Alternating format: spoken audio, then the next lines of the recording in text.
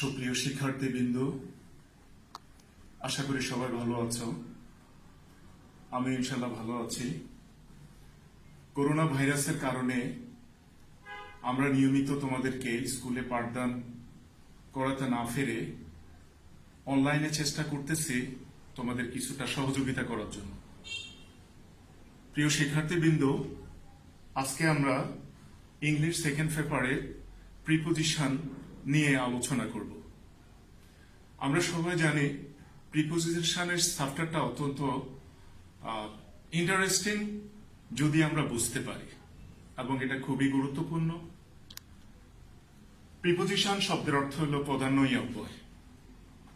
যে ওয়ার্ড বা শব্দ নাউন অথবা প্রোনাউনের পূর্বে বসে বাক্যাংশের মধ্যে একটা কানেক্টিভিটি বা সংযোগ স্থাপন করে তাকে আমরা প্রিপোজিশন বলি।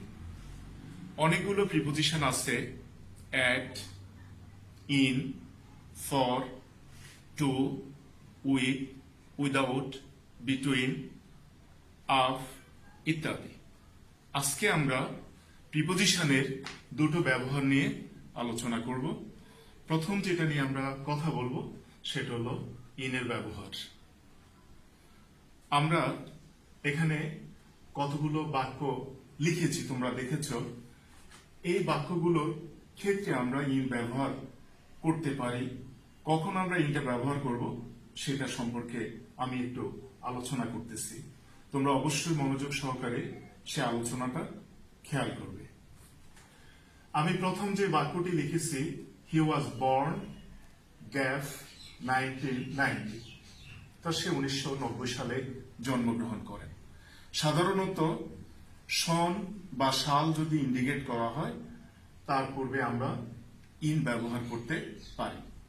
এখানে আমরা প্রথম বাক্যে লিখতে পারি, হি ওয়াজ বর্ন ইন 1990।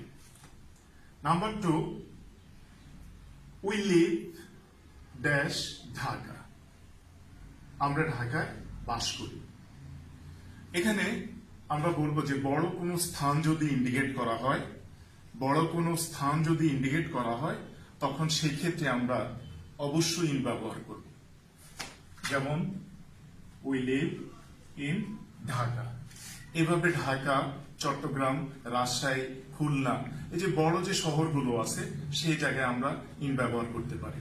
এটার সাথে আমি আরেকটু যোগ করতে পারি, পৃথিবীতে যতগুলো দেশ আছে সমস্ত দেশের পূর্বেও আমরা প্রিপোজিশন ইন ব্যবহার করতে পারি।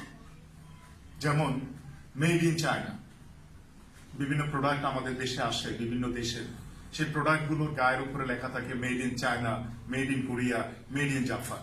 সুতরাং ওই দেশের পূর্বেও আমরা প্রিপোজিশন ইন ব্যবহার করতে পারি। 3 number, Kamal is dash great travels. এখানে যদি আমরা অবস্থা বুঝি, কোনো অবস্থা ইন্ডিকেট করা হয়, অবস্থা যদি বোঝানো হয় সেক্ষেত্রে আমরা ইন ব্যবহার করতে পারি। যেমন Kamal is in great travel, Kamal খুব সমস্যার মধ্যে আছে বা কামাল বড় সমস্যার মধ্যে আছে। তাহলে অবস্থা বোঝাতে আমরা প্রিপোজিশন ইন ব্যবহার করতে পারি। তবে অবশ্যই আমাদের যে বাক্যটি থাকবে সে বাক্যটির বাংলা অর্থটা জানতে হবে। বাংলা অর্থটা জেনে সে অর্থের সাথে মিল রেখে তারপরে আমরা প্রিপোজিশনটা ব্যবহার করব। Number 4, please speak dash English. কোনো মাধ্যম যদি বোঝানো হয় তাহলে সেক্ষেত্রে আমরা প্রিপোজিশন ইন ব্যবহার করতে পারি। যেমন please speak in English, please speak in English. আশা করি তোমরা বিষয়টি বুঝতে পেরেছ। আসো এবার 5 number, if it dash your bag. কোনো নিশ্চল বস্তু বা ব্যক্তি যদি বোঝানো হয়, কোনো নিশ্চল ব্যক্তি অথবা বস্তুকে যদি ইন্ডিকেট করা হয় তখন সেই ক্ষেত্রে আমরা প্রিপোজিশন ইন ব্যবহার করব। যেমন keep it in your bag, এটা তোমার থলে বা ব্যাগে রাখো। এরপরে আসো number 6, he is with dash English. কোনো বিষয় যদি ইন্ডিকেট করা হয় কোনো বিষয়ে কেউ সবল দুর্বল ইত্যাদি যদি ইন্ডিকেট করা হয় বা নির্দেশ করা হয় তখন আমরা সেখানে প্রিপোজিশন ইন ব্যবহার করতে পারি। যেমন he is weak in English, he is weak in English. এরপরে আসো 7 নাম্বার। 7 নাম্বার এখানে যে বাক্যটি আছে, his brother is dash the army. কোন পেশা যদি নির্দেশ করা হয় কোনো বাক্যে বা কোনো সেন্টেন্সে, ওই পেশার আগে অবশ্যই আমরা সেটা ইন ব্যবহার করব। যেমন his brother is in the army. এভাবে আমরা সাধারণত ইনের ব্যবহার করতে পারি। এক্ষেত্রে আমরা আরো খেয়াল করব যে কোনো কিছুর মধ্যে যদি ইন্ডিকেট করা হয় সেক্ষেত্রে আমরা ইন ব্যবহার করতে পারি। যেমন I read in class 10, I read in class 10, সেক্ষেত্রে আমরা ইন ব্যবহার করতে পারি।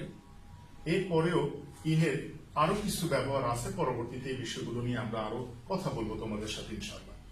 আসো এবার আমরা অ্যাট ব্যবহারের আগে ইনের আরেকটি বিষয় নিয়ে আমি কথা বলবো। এটা মনে রাখবে, সাধারণত বড় স্থানের পূর্বে ইন বসে, সাধারণত বড় স্থানের পূর্বে ইন বসে। ঠিক আছে, আমরা ইন সম্পর্কে যতটুকু আলোচনা করলাম প্রিপোজিশন, আজকে এখানে ইনের ব্যবহারটা থাকলো। এবার আমরা অ্যাট এর ব্যবহার নিয়ে কথা বলবো। এমনিতে অ্যাট এর শব্দের অর্থতে অনেকগুলো অর্থ হয় অ্যাট এর। আসো আমরা প্রথমে 1 নাম্বার যে এক্সাম্পলটা দিয়েছি সেটা নিয়ে আলোচনা করি। The class begins dash 10 AM, the class begins dash 10 AM। কোন নির্দিষ্ট সময় যদি বোঝানো হয়, নির্দিষ্ট সময় বোঝানো হলে সেই ক্ষেত্রে সাধারণত প্রিপোজিশন অ্যাট ব্যবহৃত হয়। আমরা এখানে অ্যাট বসাতে পারি। দ্য ক্লাস বিগিনস, বিগিনস মানে শুরু হওয়া বা আরম্ভ হওয়া, বিগিনস মানে শুরু হওয়া বা আরম্ভ হওয়া। তাহলে the class begins at 10 AM। Number 2, he lives dash Papua. Papua এটা একটা গ্রামের নাম, একটা ছোট গ্রাম। ছোট স্থান যদি ইন্ডিকেট করা হয় বা নির্দেশ করা হয় সেই ক্ষেত্রে আমরা অ্যাট ব্যবহার করতে পারি। ছোট স্থান যদি ইন্ডিকেট করা হয় বা নির্দেশ করা হয় সেই ক্ষেত্রে আমরা অ্যাট ব্যবহার করতে পারি। যেমন হি লিভস অ্যাট পাপুয়া। একই বাক্যের মধ্যে যদি দুটো স্থান ইন্ডিকেট করে, যেমন he lives at Papua dash Sonaimuri, তখন সোনাইমুড়ির আগে আমরা ইন ব্যবহার করব। অর্থাৎ আমি বোঝাতে চাচ্ছি, একই বাক্যের মধ্যে দুটো স্থান যদি উল্লেখ করে, একটি স্থান যদি ছোট হয়, একটি স্থান যদি বড় হয়, ছোট স্থানের পূর্বে অ্যাট বসবে এবং বড় স্থানের পূর্বে ইন বসে আমরা প্রিপোজিশনটি করতে পারি বা বাক্যটা শেষ করতে পারি। Number 3, he is still dash one.